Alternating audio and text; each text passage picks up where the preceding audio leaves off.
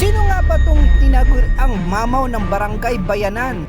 Batang-bata at nakikipagsabayan. Sa sobrang galing niya, kukunin na siya ng ibang bayan. Ito na ba ang kapalit sa pinapakita niyang galawan para sa mas magandang kinabukasan? Kayo, ano opinion nyo? Dapat na ba siyang bumitaw sa ating bayan at sa ibang nasyon na makipagsabayan? Let's find out!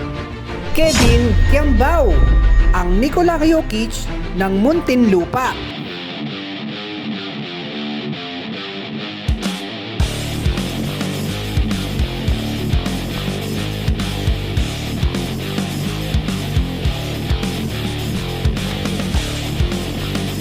Ito ay isang 6'7" footer, power forward na may magandang footwork, handles at shooting skills.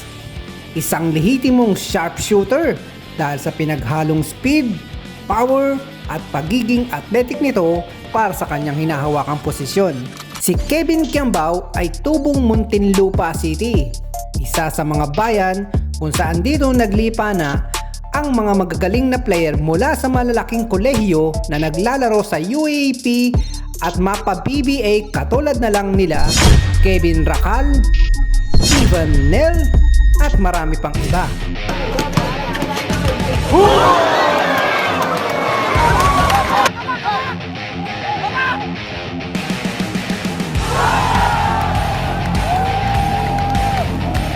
Gaya ng mga atleta, bata pa lang si Kevin Kiambao ay nagsimula ng mahumaling ito sa basketball.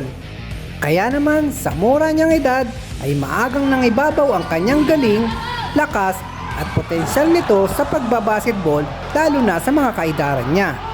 At sa maagang gulang nito, siya ay nagsimulang magseryoso sa paglalaro. Siya ay nagtraining ng gusto at halos ibuhos ang buong oras dahil sa pangarap nito na makamit ang mga tagumpay sa larong kanyang minahal. Kaya naman kahit mahirap ang mga pagsubok, ang mga trainings ay patuloy pa rin itong nagpursigi, naging inspirasyon ang kanyang mga magulang, pamilya at mga kaibigan para lumakas, tumatag ang kanyang loob sa pagharap ng mga challenges sa larong kanyang kinahiligan. Dumating na ang oportunidad na matagal niyang hinihintay na makasama sa varsity sa De La Salle University.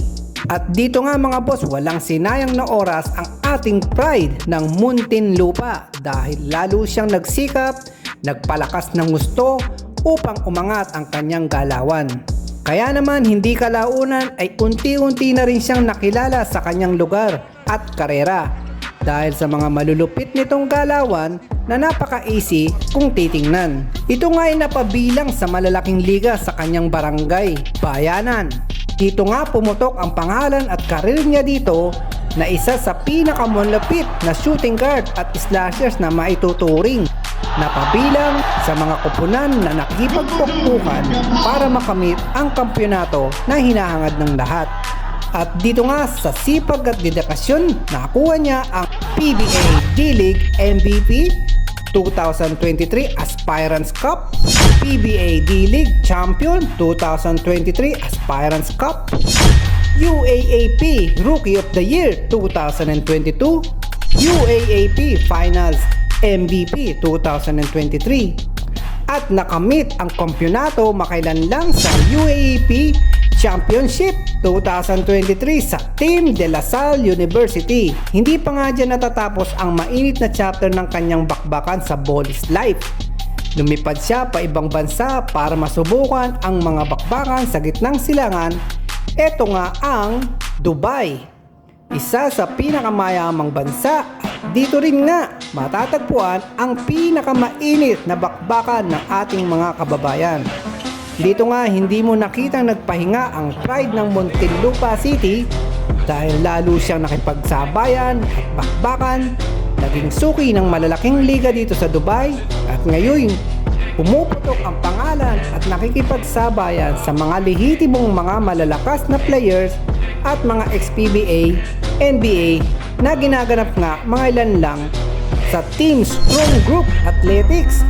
Hindi man pinalad, nakamit ang kampyonato pero lalong naging mataas ang paghanga ng mga kadugo nating mga Pilipino dahil sa pinamalas niyang galing at sa pagharap ng bakbakan.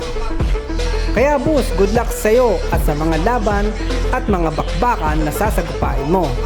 Lagi mo kaming sorpresahin ng mga bago mong galawan at ipakita mo kung sino ka.